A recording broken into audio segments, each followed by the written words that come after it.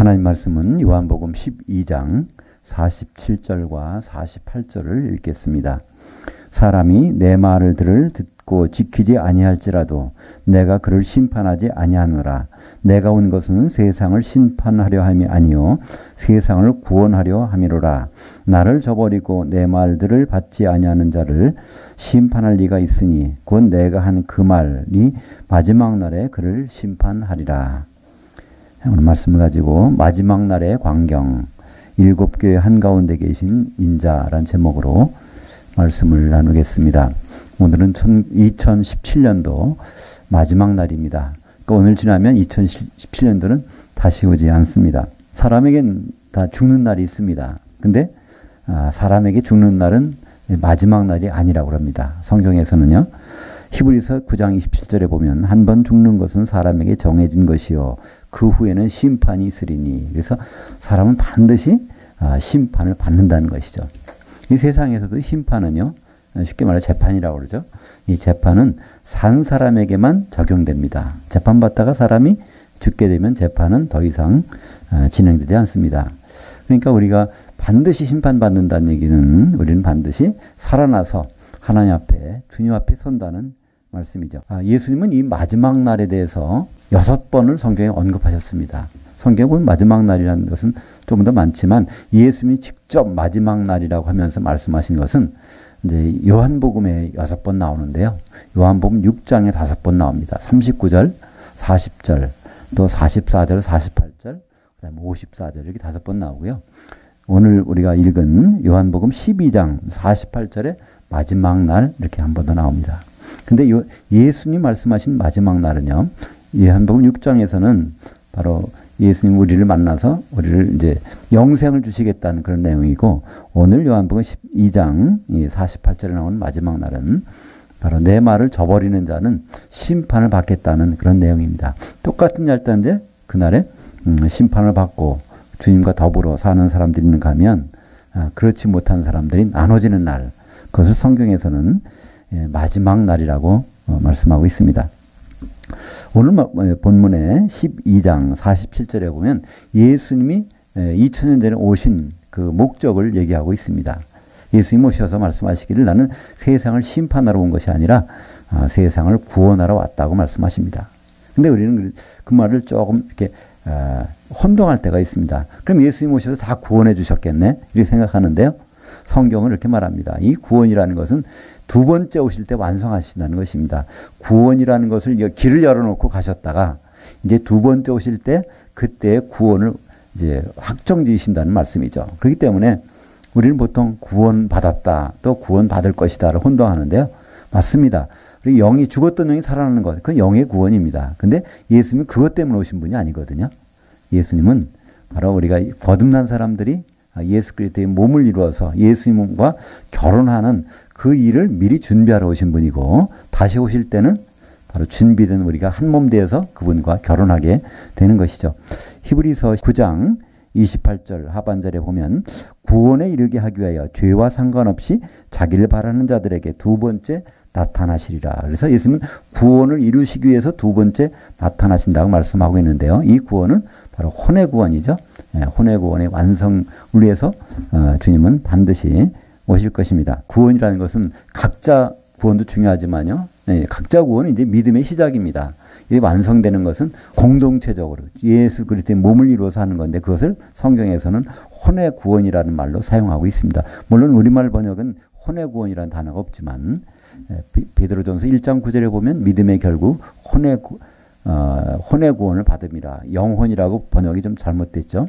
혼이라는 건 무엇일까요? 혼이라는 것은 우리 자신입니다. 생각하고 느끼고 하는 모든 것들. 그러니까 그 자신이 이 속에 몸속에 들어가 있다가 죽는다는 것은 이 혼이 빠져나가는 것 뿐입니다. 이 몸은 이제 흙으로 돌아가겠죠. 여전히 우리 혼은 존재하는데, 우리 모든 사람들이 혼에 같이 한 혼을 이룬다는 건 무엇일까요? 한 생각을 이룬다는 것이니까 그건 다시 말해서 예수 그리스도의 몸을 이루는 수밖에 없습니다. 그렇다면 예수님의 생각대로 움직여지는 그런 존재가 마지막에 되는 것이죠. 그래서 예수님은 이 혼의 구원을 바로 어디를 통해서 이루실까요? 교회를 통해서 이루신다고 말씀하고 있습니다. 왜냐하면 교회는 그리스도의 몸이고 교회의 머리는 바로 예수 그리스도이기 때문에 모든 이 교회의 생각은 머리 대신 그분의 혼을 통해서 움직여지게 되게 돼 있다는 것이죠. 그래서 교회를 그분은 이제 세우셔서 나중에 교회가 완성되면 그 교회와 결혼하기 위해서 예수님은 오시게 되는데, 에베소서 5장 32절에 보면 그리스도와 교회의 결혼, 이것이 바로 창세기 2장 24절의 말씀, 남자가 부모를 떠나 그의 아내와 앞에서 한 몸을 이룰지로다 하는 것은 예수님이 오셔서 그의 아내와 교회와 한 몸 되는 것, 결혼하는 것이라고 성경은 말씀하고 있습니다. 그렇다면 예수님은 어떻게 교회를 만들어 가실까요? 교회를 만들기 위해서 가장 필요한 것이 바로 천국입니다. 우리가 어떤 라면을 만든다면 라면 공장이 있어야 되잖아요. 마찬가지로 교회가 이렇게 세워지려면 교회가 세워질 수 있는 어떤 영적인 공장이 필요한데, 그것을 다른 말로 성경에서 천국이라고 합니다. 우리가 보통 생각할 때 천국은 죽어서 가는 곳, 예수 믿고 가는 곳이라 생각하지만 성경의 천국은 그렇지 않습니다. 예수님이 천국에 대해서 마태복음 13장에 보면 7가지 비유로 말씀하시는데, 대표적인 비유가 씨 뿌리는 비유 아닙니까? 근데 천국에서는요, 바로 이 좋은 씨를 뿌려놨는데 거기에 마귀가 와서 나쁜 씨도 뿌려서 이게 같이 자라고 있는 것. 그래서 천국의 마지막이라서는 좋은 것을 추수하고 나쁜 것은 불에 태우는 그런 일이 벌어지고, 그런 영적인 현장이 바로 천국이라고 말씀하고 있습니다. 그렇기 때문에 천국은 죽어서 가는 것이 아니고 살아있을 때 반드시 천국 안에 들어와서 무슨 일을 해야 됩니다. 그 다음 천국과 교회는 무슨 관계가 있을까요? 예수님은 마태복음 16장 18절에 교회 세우겠다는 말씀하시죠. 베드로에게 너는 이제 베드로라, 반석 조각인데 나는 교회를 반석 위에다 세우겠다. 그러니까 너는 한 조각인데 모든 조각이 맞춰지면, 그 사도들이 12조각이 맞춰지면 그 외에 내 교회를 세우겠다 하시면서 그 다음 절에서 이렇게 말씀하십니다. 베드로에게 천국 열쇠를 내게 맡기겠다. 네가 땅에서 매면 하늘들에서 매어 있을 것이요 땅에서 풀면 하늘들에서도 풀리라. 그러니까 너는 유대인들만 잘 관리하라. 그러면 나는 다른 사람을 시켜서 이방인들을 같이 매고 푸는 일을 할 것이다. 그것은 바로 이제 사도 바울을 두고 하신 말씀이죠. 그래서 교회를 세우겠다는 말씀은 마태복음 16장 18절, 천국 열쇠를 주겠다는 것은 마태복음 16장 19절. 그래서 교회 세우는 데는 반드시 천국 열쇠가 필요하다는 것이죠. 그러니까 천국 열쇠를 열어주면 사람들이 천국 안에 들어오게 되고 그 사람들을 통해서 바로 이 교회가 이루어진다는 것을 예수님은 말씀하고 계십니다. 그러니까 이 천국이라는 것은 언제 시작됐을까요? 천국은 마태복음에서는 하나님의 나라와 동격으로 사용됩니다. 마태복음 12장 28절에 보면 그 예수님이 어떤 사람에게서 병을 고쳐주셨어요. 그랬더니 바리새인들이 뭐라고 그러죠? 귀신의 왕을 힘입어서 귀신 쫓아줬다 그렇게 얘기합니다. 그러니까 귀신이 나가니까 이 병이 고쳐졌다는 거예요. 그때 예수님이 거기서 뭐라고 말씀하시죠? 내가 만약에 성령을 힘입어서 이 귀신이 나간 것이라면 하나님의 나라가 이미 너희에게 임하였느니라. 바리새인들 가운데도 하나님 나라가 있다는 거예요. 그렇다는 얘기는 바리새인들은 하나님 나라가 뭔지를 모르고 있을 뿐이지 없는 것은 아니죠. 우리가 모른다고 해서 없는 건 아니지 않습니까? 여기서 보면 많은 그 공기가 있고 공기에 산소 분자가 있기 때문에 우리는 숨을 쉬고 있지만 산소 분자는 우리에게 볼 수는 없습니다. 만약에 연탄가스가 그런다면 그것도 볼 수는 없잖아요. 그러나 그것이 있으므로 해서 생기는 현상들이 있는 것처럼 바로 이 천국 안에서 천국 안에 있음에도 불구하고 바리새인들은 그걸 보지 못했던 것이죠. 우리는 천국은 그럼 누가 천국에 들어올 수 있죠? 요한복음에는 설명하고 있습니다. 3장 5절에 영으로 그리고 물로 그리고 영으로 나는 사람은 바로 하나님 나라에 천국에 들어올 수 있느니라. 그러니까 사람들이 어머니 뱃속에서 양수가 터져서 나오는 사람, 그거로 끝나면 안 되고요. 죽었던 영이 살아나는 것, 그러면 이제 천국 안에 들어온다는 것입니다. 그러니까 죽었던 영이 살아나면 무슨 현상이 생길까요? 마태복음 5장 3절에 심령이 가난한 자는 복이 있나니 천국이 저희 것이며, 거기서 심령이라는 것은 영이라는 단어인데 번역을 좀 이상하게 해놨습니다. 영이 가난한 자, 영이 배고픈 자, 영이 갈급함을 느끼게 하는 자는 이미 거듭이 났다는 거예요. 영이 살아났다는 거예요. 그죠? 어린애가 뱃속에 있을 때는 우는 소리가 안 들립니다. 근데 어머니 태에서 나오게 되면 막 울게 되죠. 왜 그럴까요? 배고프다고. 젖을 물리면 조용해집니다. 마찬가지로 우리의 죽은 영이 아담 때 선악과를 먹어 죽은 우리 영이 이제 거듭나게 되면 영적인 것을 먹고 싶어지는데 그런 사람은 거듭난 사람입니다. 그러니까 세상 밥으로 또 세상 지식으로 만족을 못하고 무언가를 추구하고 있는 사람이 있다면요.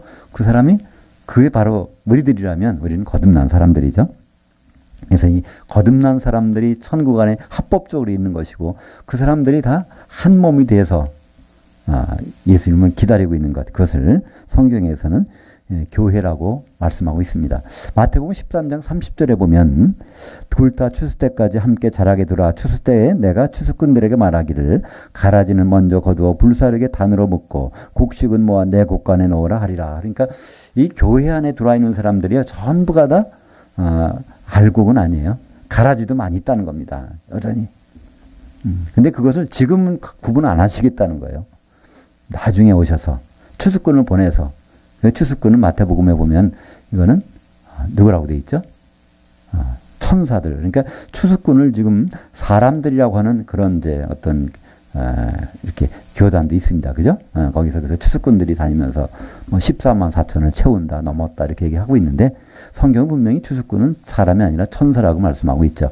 그러니까 예수님은 천사를 다 데리고 오십니다.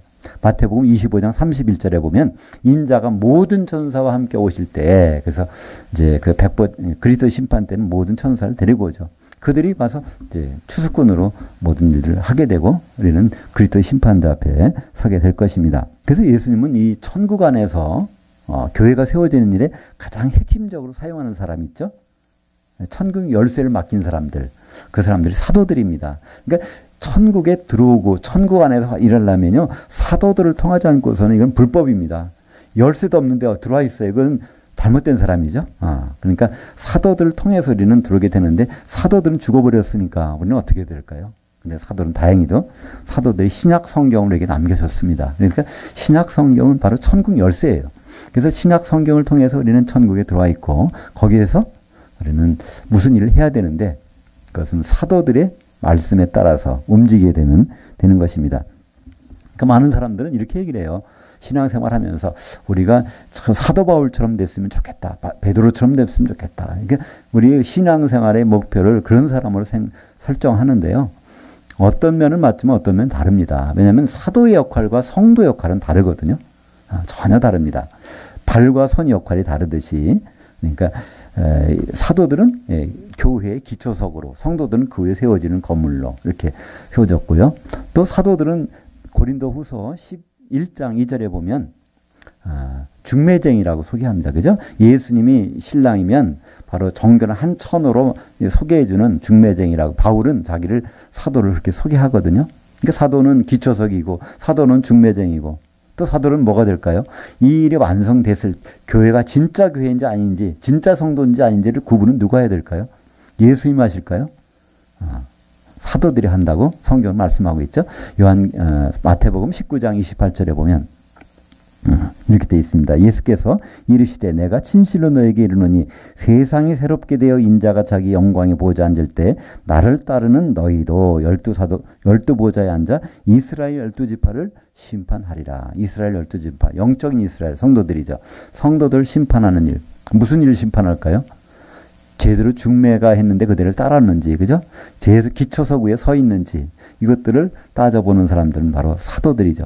그래서 사도들은 우리와 역할은 다릅니다. 그러나 또 공동의 목적을 가지고 움직이고 있는 사람들이 사도들이죠. 이 마태복음 19장 28절에 보면 세상이 새롭게 된다는 단어가 특별한 단어가 나옵니다. 이거는 이제 헬라어로는요 팔링게네시아라는 단어인데 이건 디도서의 3장 5절에 한번 나오는 거예요. 우리말 번역은 디도서 3장 5절은 중생의 씻음과 그래서 우리가 개인적으로 이거를 깨끗하게 씻으면 거듭나면 된다고 번역되어 있는데 그것은요 우리가 완전히 새롭게 되는 어떤 목욕을 한다고 되어 있죠. 우리가 이 세상에 없는 전혀 새로운 것으로 되는 것. 그러니까 교회의 지체가 된다는 것은 세상에 없는 것입니다. 그러니까 과거에 구약에 하나님과 만나는 장소를 성막을 세우라고 했습니다. 성막에서 하나님 만나 주시겠다는 거예요. 근데 성막에서 이 성소와 지성소 사이 여기 그 성소에서 만나게 되는데 성소라는 것은 바로 이 아카시아 나무를 그것을 잘라서 그걸 잘 다듬어서 그걸 연결시켜서 놓는 것입니다. 그러니까 이 성소에는요, 48개의 널판지로 된 아카시아 나무로 된 성소, 거기에, 있는데 그곳에는요, 아카시아 나무 흔적도 안 나타나요. 왜 그럴까요? 아카시아 나무는요, 이건 이제 조각을 만들어갖고, 그래서 일명을 조각목이라고 합니다. 조각밖에는 쓸 수가 없는 건데, 그걸 맞춰가지고, 그 폭이 약 62.5cm, 그 넓이가, 그리고 폭이 한 22.5cm, 높이가 4m 50 정도 되는 널판지를 만들고요. 그 널판지에다가 금을 입혀서 48개를 쭉 모아놓으면 거기에 하나님을 만나는 장소입니다. 그러니까 바로 아카시아 나무는 거기 찾아볼 수가 없는 거죠. 우리가 각각 세상에서 제멋대로 살다. 그때는 우리는 별 볼일 없었지만 하나님 보시기에. 그러나 우리를 뽑아서 그분의 성전으로 삼으시고 교회를 삼으실 때는 정말 새로운 목욕을 한 것 같은 그런 상태로 나타나게 되는데 그 아주 새롭다. 그것이 바로 팔렌게네시아라는 단어인데 마태복음 19장 28절에 보면 예수님 오실 때가 이 세상이 그렇게 된다는 겁니다. 그러니까 지금 올해가 2017년 12월 31일인데요. 이제 시간이 조금 지나면 2018년 1월 1일이 나올 것입니다. 근데 우리는 별 변한 게 없잖아요. 왜 변한 게 없을까요? 세상이. 그리고 왜 예수님 오실 때는 엄청난 변화가 있을까요? 그때와 지금, 그러니까 예수님 오실 때 그때는 마지막 날이라고 그랬는데요. 그때는 엄청난 변화가 있습니다. 첫째, 마귀가 없어지는 날이에요. 결박돼가지고.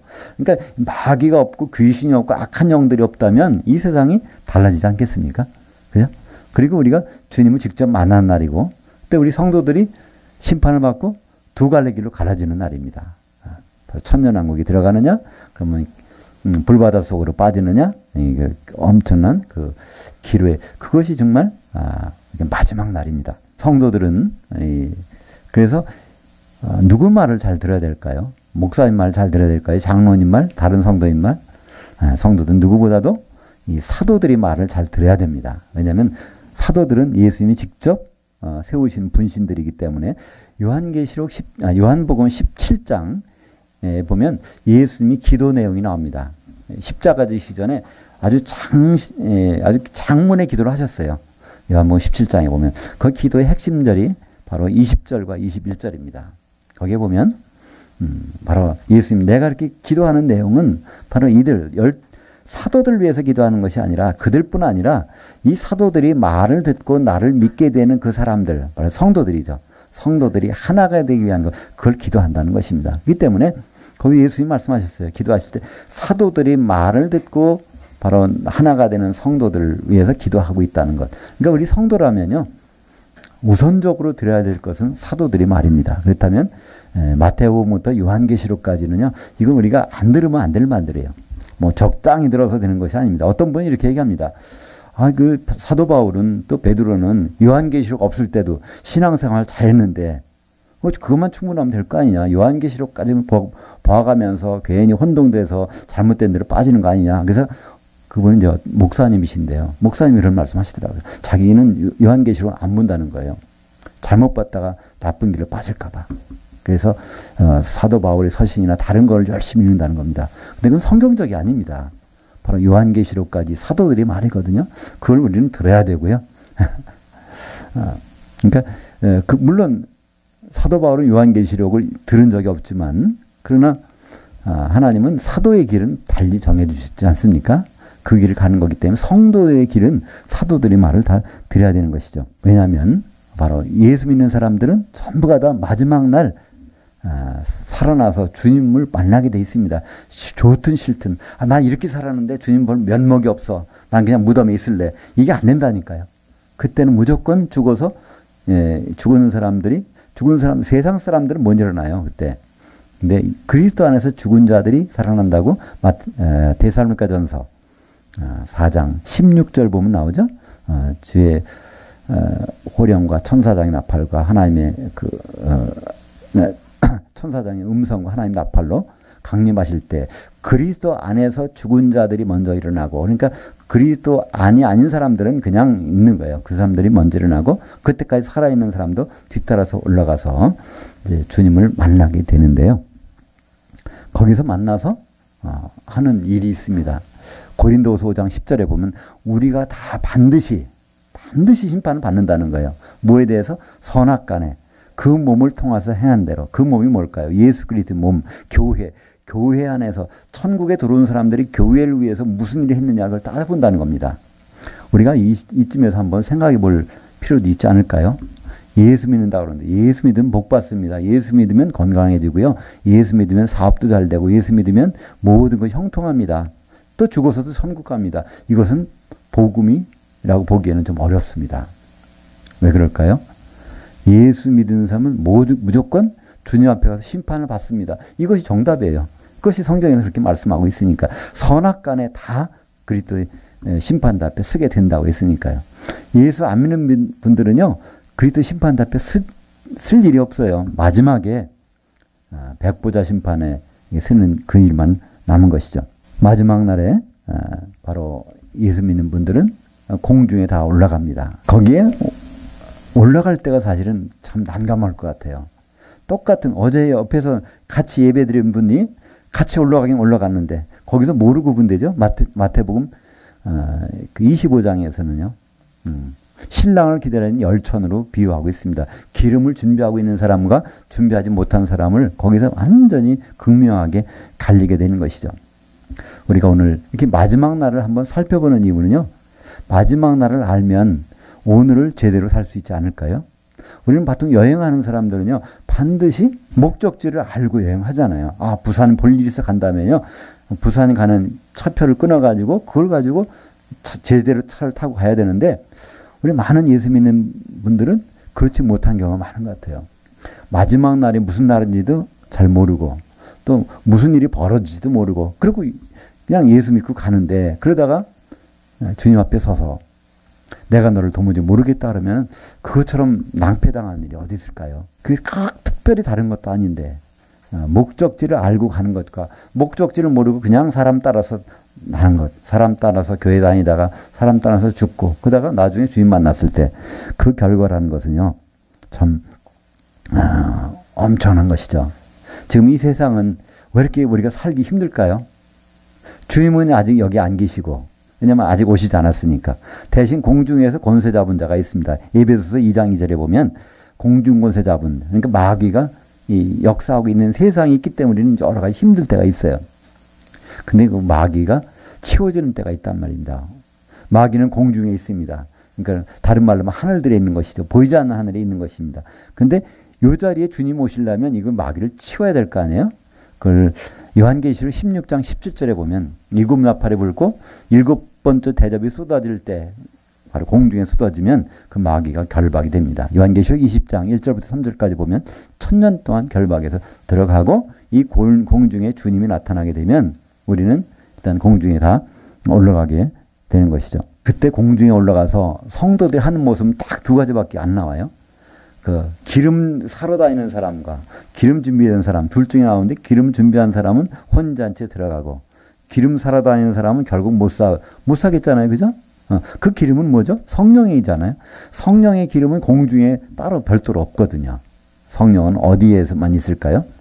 바로 성령은 교회 안에만 있습니다. 고린도전서 3장 16절에 바로 너희가 하나님의 성전인 것과 하나님의 성령이 너희 안에 계시는 거 알지 못하는 이것은 개인을 얘기하는 것이 아니라 너희라고 하는 고린도 교회에 보내는 편지에다가 이 말씀을 하신 것이죠. 그러니까 요한복음 14장에 보면요. 세상은 성령, 보혜사 성령 알지도 못하고 보지도 못함이라. 그러니까 세상에는요. 성령을 구할 자리도 없고요. 다른 데 가서 구할 자리가 없기 때문에 기름을 준비하지 못한 그 다섯 처녀들은요. 구하러 돌아다녀도 결국은 못 구하고 돌아오게 될 것입니다. 그것이 바로 다른 사람 얘기가 아니라 예수 믿는 사람들 얘기거든요. 지금 지구상에서 얼마나 많은 교회가 있을까요? 이 시간에도 대한민국에서 많은 교회가 예배를 드리고 있을 것입니다. 근데 거기서 기름이 준비된 성도가 있는가 하면 그렇지 못한 성도, 기름이 있는 교회가 있는가 하면 그렇지 못한 교회가 분명히 있을 겁니다. 다 기름이 있다면 거기서 기름 조사를 왜 하겠습니까? 다 올라왔는데 분명히 기름이 준비된 사람과 그렇지 못한 사람 그리고 준비되지 못한 사람이 아마 더 많은 것 같아요. 예수님이 말씀하시기를 마태복음 7장에 좁은 문으로 들어가라. 넓은 문으로 들어가는 사람이 너무나 많다는 겁니다. 다 예수 믿는 사람인데 멸망의 길 넓은 문으로 들어간다고 말씀하고 있거든요. 그러니까 우리는 예수만 믿으면 그냥 천국 가겠지. 그건 성경에 그런 데는 없습니다. 그런 성경 구절은 절대로 없단 말이죠. 이 마지막 날에 대해서는 창세기에서도 우리가 그 모습을 엿볼 수 있습니다. 창세기 2장 24절에 하나님 말씀하시죠. 남자가 부모를 떠나 그의 아내와 앞에서 한 몸을 이룰지로다. 한 몸을 이루도록 내가 반드시 하겠다는 하나님의 의지가 선포됩니다. 거기서 남자가 부모를 떠날 때가 있다는 거예요. 그건 에베소서 5장 32절에 나오죠. 그죠? 31절에 그 창세기 2장 24절을 에베소서 5장 31절에 기록해 놓고 나서 32절에 보면 이 비밀이 크도다. 내가 그리스도와 교회에 대해서 말하는 것이니라. 그러니까 그리스도께서 떠나서 그의 아내인 교회에 합해서 한 몸을 이루는 일, 결혼식은 반드시 있겠다는 것. 그날이 바로 마지막 날이라는 것입니다. 근데 창세기부터 시작돼서 요한계시록까지 나옵니다. 요한계시록은 어디 나올까요? 우리가 마지막 날, 오늘 제목 보면요. 마지막 날의 광경, 7교회 한가운데 계신 인자. 요한계시록에서 가장 인상적인 구절이 있다면요. 저는요. 그게 정말 감격스러워요. 요한복음 1장 13절입니다. 거기 보면 7 촛대 한가운데 계신 인자가 막 보이는 거예요. 지금 인자 예수님은요 셋째 하늘에 계시고 교회는 이 땅에 있는데 요한계시록 1장 13절은요 7 교회 한가운데 인자 같이 모였다는 겁니다. 거기에서. 그것이 언제 모였을까요? 요한계시록 1장 10절에 보면 사도 요한이 영으로 주의 날로 가 있었더니, 그러니까 주의 날로 시간 여행에 쭉 갔더니 거기에서 장면이 보여지는 겁니다. 예수님은 내려와 계시고 교회는 7교회는 거기에서 만나서 한가운데 있는 모습. 그것이 바로 마지막 날, 오늘 우리가 읽은 요한계시록 12장 48절에 나온 마지막 날, 그 자리에서 7개 교회가 올라가 있는데요. 그 교회의 모든 성도들이 다 거기 있을까요? 아닙니다. 요한계시록에 보면요. 교회를 소개하면서 각자 이기는 자는 그 교회에서 믿음을 지킨 자만이 바로 거기에서 그 앞에 선다는 것을 말씀하고 있죠. 바로 생명책에서 이름을 지워지지 않는 자, 이기는 자밖에 없습니다. 그러니까 지금 교회 생활하는 7교회에서 소속된 많은 성도들이 있을 거예요. 그러나 거기에서 정말 기름을 준비된 자, 안 된 자가 구분이 돼서 기름이 준비돼야만이 혼인잔치에 들어가게 되는 것입니다. 요한계시록은 그 장면을 좀 구체적으로 설명합니다. 그러니까 이 교회와 예수님이 같이 거기 만나서 그 다음에 요한계시록 15장 2절과 3절에 보면요. 그 불바다 위에서 바로 그 찬양하는 사람들이 나옵니다. 모세의 노래, 바로 어린 양의 노래를 거기서 부르고 있다는 얘기죠. 모세의 노래는 뭘까요? 영의 구원을 받은 사람, 세상에 있다 홍해를 건너서 광야로 나와서 거듭난 사람들, 그 감격의 노래를 부르고, 그 다음에 또 무슨 노래를 부르죠? 어린 양의 노래. 어린 양은 바로 어린 양의 피로 사신 것이 교회잖아요. 바로 그 가나안 땅에 들어가는 그 노래를 부르는 사람들이 바로 불 섞인 유리바다 그 위에 서 있다는 겁니다. 불 섞인 유리바다가 위에가 어딜까요? 그게 공중이잖아요. 그 밑에는 또 누가 있죠? 요한계시록 같은 18장 21절에 보면 바로 큰 성 바벨론이 그 불 섞인 바다 속으로 던져져서 보이지 않더라. 왜 보이지 않을까요? 추를 달아서 달았기 때문에, 그걸 맷돌로 달아서, 그죠? 어떤 형사 사건들이 굉장히 났잖아요. 흉악범들이 보면 어떤 사람은 이렇게 죽여서 시신을 유기할 때 강물에 던지면, 호수에 던지면 둥둥 뜨니까 거기다 맷돌을 달아서 집어넣잖아요. 마찬가지로 우리도 예수 믿다가 공중까지 올라갔어요. 올라갔는데 기름이 준비 안 된 사람들 이제 던져지는 곳이 있죠. 큰 성 바벨론은 바로 큰 음녀교회. 그러니까 교회는 교회인데 타락한 교회. 바로 예수님을 사모하는 것이 아니라 세상을 좋아했던 그 성도들이 모여있는 그것들은 바로 바다 깊은 곳에 던져서 보이지 않는다는 거예요. 얼마 동안? 1000년 동안. 요한계시록 20장 13절에 보면 거기에 바다에서 죽은 자들이 나오는 장면이 나오는데 그때까지 거기에 들어가게 됩니다. 그러니까 마지막 날은요. 크게 세 가지가 벌어집니다. 마지막 날은요. 마귀가 결박됩니다. 그죠? 공중에 마귀에 결박돼서 무적행이 들어가고 성도들은 이제 공중에 올라가서 혼인잔치에 들어가서 천년왕국에 들어가는 성도들이 있는가 하면 공중까지 올라갔다가 기름이 없어서 쫓겨나와서 깊은 바다에 던져서 1000년 동안 불바다에서 그 불바다라는 곳이 바로 마가복음과 마태복음에서 지옥이라고 그러잖아요. 그것은 어떤 곳인지 그 지옥이란 설명을 유일하게 되어 있는 것이 마가복음 9장 49절입니다. 거기는 구더기도 죽을 수가 없이 고통을 당하는 곳이라는 거예요. 살아가지고.